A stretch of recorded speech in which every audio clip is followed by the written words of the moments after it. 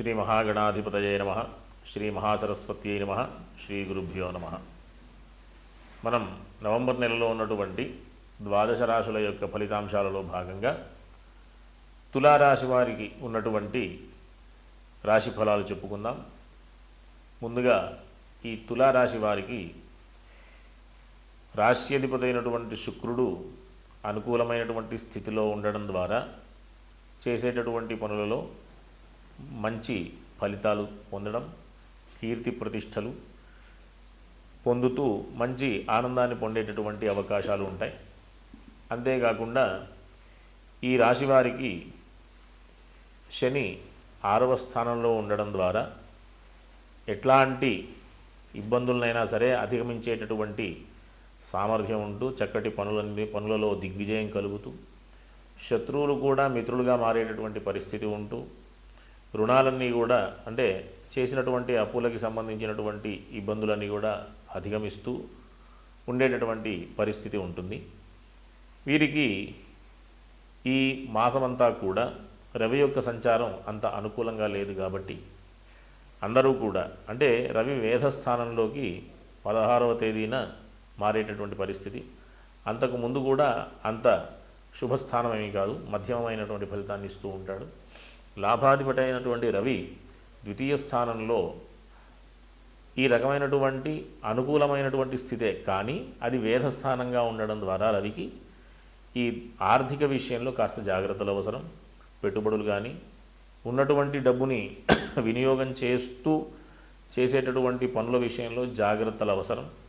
ఎందుకంటే ఈ పరిస్థితులలో లాభం కంటే నష్టానికి ఎక్కువగా అవకాశాలు ఉన్నాయి కాబట్టి కాస్త జాగ్రత్తగా ఉంటూ ఏదైనా పెట్టుబడుల విషయంలో కానీ ఆర్థిక విషయంలో కానీ అన్ని రకాలైనటువంటి డబ్బుపరమైనటువంటి విషయాలలో మంచి ఫలితాలు రావాలి అనంటే ప్రతిరోజు కూడా ఆదిత్య హృదయం ఖచ్చితంగా వింటూ, ఒకవేళ ఆదిత్య హృదయం పారాయణ చేసేటటువంటి చదివేటటువంటి సామర్థ్యం ఉంటే కనుక చక్కగా ప్రతిరోజు కూడా పారాయణ చేస్తూ ఉండడం ద్వారా మంచి ఫలితాలు పొందుతూ ఉంటారు.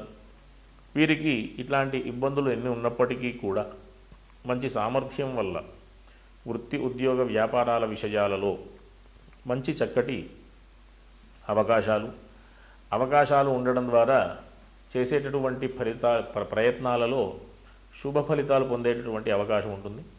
ఈ ఆర్థికపరమైనటువంటి విషయంలో ఇబ్బందులు ఉన్నప్పటికీ కూడా పనులలో మంచి అవకాశాలని పొందుతూ ముందుకు వెళ్ళేటటువంటి పరిస్థితి వీరందరూ కూడా అంటే తులారాశి వారందరూ కూడా ఎదుర్కొనేటటువంటి పరిస్థితి ఉంటుంది.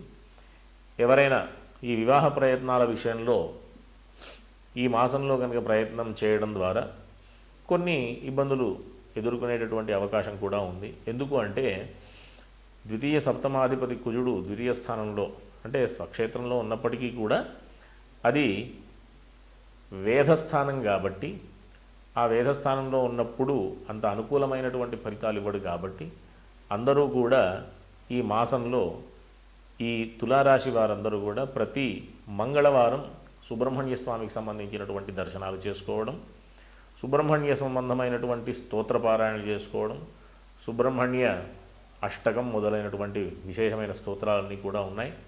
ఒకవేళ చదవడం రాకపోతే కనుక మనకు అనేక రకాలైనటువంటి మార్గాల్లో వినేటటువంటి అవకాశం ఇప్పుడున్నటువంటి సమాజంలో ఉంది కాబట్టి వినే ప్రయత్నం చేసినా సరే సుబ్రహ్మణ్య సంబంధమైనటువంటి స్తోత్రపారాయణలు, ఆదిత్య హృదయం ఈ రెండూ కూడా మంచి ఫలితాలను ఇచ్చేటటువంటి అవకాశం ఉంటుంది. కాబట్టి అందరూ కూడా ఈ రాశి వారందరూ కూడా విద్యా వ్యవస్థలో ఉన్నటువంటి వాళ్ళందరికీ కూడా శుభ ఫలితాలే ఉండేటటువంటి అవకాశం.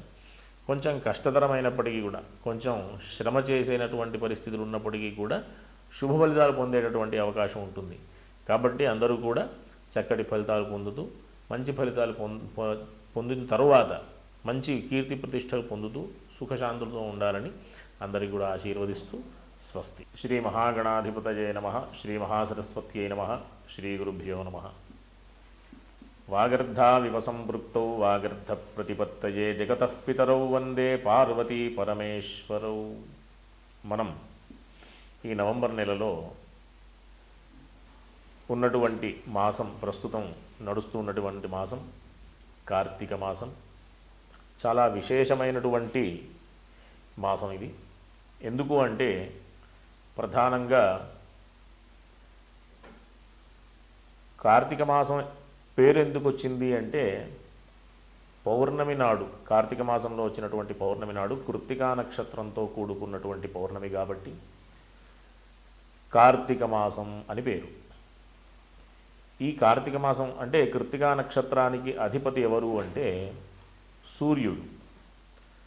ఈ సూర్యుడు ఈ కృత్తికా నక్షత్రానికి అధిపతి కాబట్టి ఈ కార్తీక మాసంలో ఉన్నటువంటి ఏ విశేషమైనటువంటి పూజాది కార్యక్రమాలైనప్పటికీ, ఎట్లాంటి సూర్యారాధనలు కానీ ఎట్లాంటి ఈశ్వరారాధనలు కానీ ఆ ఆరాధనలు చేయడం ద్వారా శరీరం చక్కగా, ఎట్లా అంటే అనారోగ్యాల నుండి బయటపడి ఆరోగ్యంగా ఉండడానికి కావలసినటువంటి స్థితి మనం పొందేటటువంటి అవకాశం ఈ కార్తీక మాసంలో. మనం సత్యనారాయణ వ్రతంలో వింటూ ఉంటాం, మాఘమాసంలో కానీ మాధవ మాసంలో కానీ కార్తీక మాసంలో కానీ విష్ణు ఆరాధన అంటే సత్యనారాయణ వ్రతం చేయడం చాలా విశేషమైనటువంటి ఫలితాన్ని ఇస్తుంది అని. దాంట్లో భాగంగా కార్తీక మాసంలో చేయడం ఎందుకు అంటే అనారోగ్య బాధలు తొలగి చక్కటి ఆరోగ్యాన్ని పొందుతూ మంచి విశేషమైనటువంటి ఆహ్లాదంగా ఉంటూ ధార్మికమైనటువంటి మార్గంలో నడిచేటటువంటి చక్కటి శరీర స్థితిని పొందేటటువంటి ప్రయత్నమే ఈ మాసంలో విష్ణు ఆరాధన చేయడం. ఇదొకటైతే ఈ కార్తీక మాసం అనగానే మనం ప్రధానంగా ఏం చూస్తూ ఉంటాము అంటే ఈశ్వర సంబంధమైనటువంటి ఆలయాల్లో అన్నిట్లలో కూడా విశేషమైనటువంటి ఉత్సవాలన్నీ కూడా మనం చూస్తూ ఉంటాం.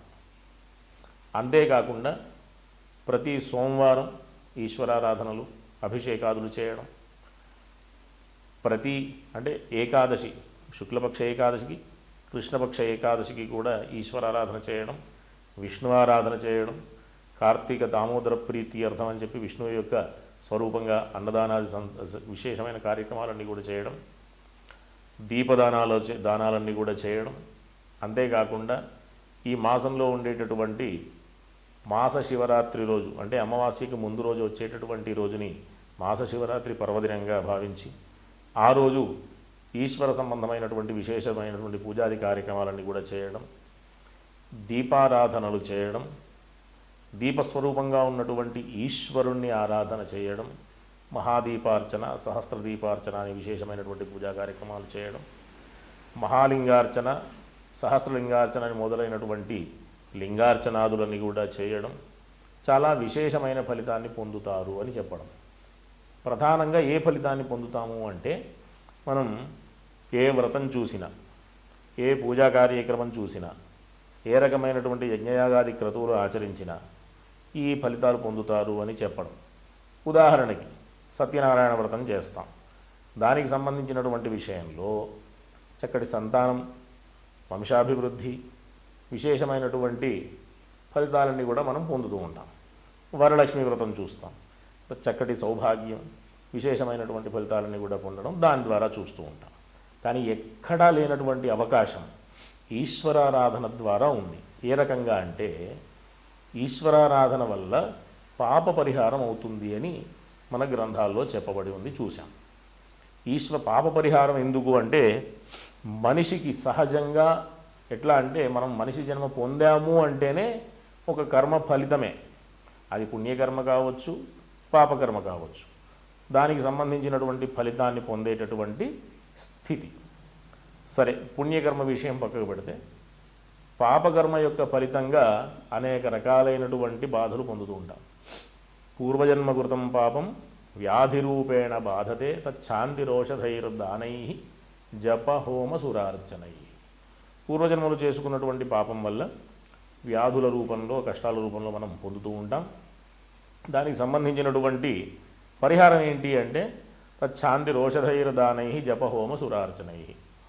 ఓషధులు సేవించడం, ఔషధ దానాలు చేయడం, అంతేకాకుండా జపతపాదులు చేయించడం, పూజాది కార్యక్రమాలన్నీ చేయించడం, దేవతారాధనలు చేయించడం ద్వారా ఆ పాప పరిహారం యొక్క ఫలితాన్ని పొందుతాము అంటాం. దాంట్లో విశేషమైన కార్యక్రమం ఏంటంటే ఈశ్వరారాధన. తద్వారా మనం ఈశ్వరారాధన చేయడం ద్వారా పాప పరిహారం గావించి ఉన్నటువంటి సమయాన్ని సద్వినియోగం చేసుకునే శరీరాన్ని పొందేటటువంటి పరిస్థితి ఉంటుందన్నమాట. మనం ఈ జన్మలో ఏది పొందాలన్నా, ప్రతిరోజు 2 మెతుకులు నోట్లోకి వెళ్ళాలన్నా మనం పూర్వం చేసుకున్నటువంటి పుణ్య ఫలితమే. ప్రతిరోజు మనం ఆరోగ్యంగా ఉండాలన్నా, విద్య రావాలన్నా, జ్ఞానం రావాలన్నా, వివాహం కావాలన్నా, విశేషమైనటువంటి సంతానం కలగాలన్నా, వృత్తి ఉద్యోగ వ్యాపారాదులలో మంచి ఫలితాలు రావాలన్నా అన్నిటికీ కారణం పూర్వజన్మలో చేసుకున్నటువంటి పుణ్య ఫలితమే. కాబట్టి అట్లాంటి పూర్వపుణ్యాన్ని పెంచుకునే ప్రయత్నంగా పాపాన్నంతా కూడా పరిహారం చేసుకునేటటువంటి అవకాశం మనం ఈ కార్తీక మాసంలో ఈశ్వరారాధన వల్ల మనం పొందుతుంటాం. కాబట్టి అందరూ కూడా చక్కగా ఈ మాసం అంతా కూడా సద్వినియోగం చేసుకుంటూ, ఏ రకంగా అంటే చక్కగా ఈశ్వరారాధనలు, విష్ణు ఆరాధనలు, సూర్యారాధనలు చేయడం ద్వారా మంచి ఫలితాలని పొందుతూ అందరూ కూడా సుఖంగా ఉంటూ సమాజంలో ఉండే ప్రతి ఒక్క జీవి కూడా ఆరోగ్యంగా, ఆనందంగా, సుఖ సంతోషాలతో ఉంటూ ఉండాలని ఆశీర్వచనం. స్వస్తి.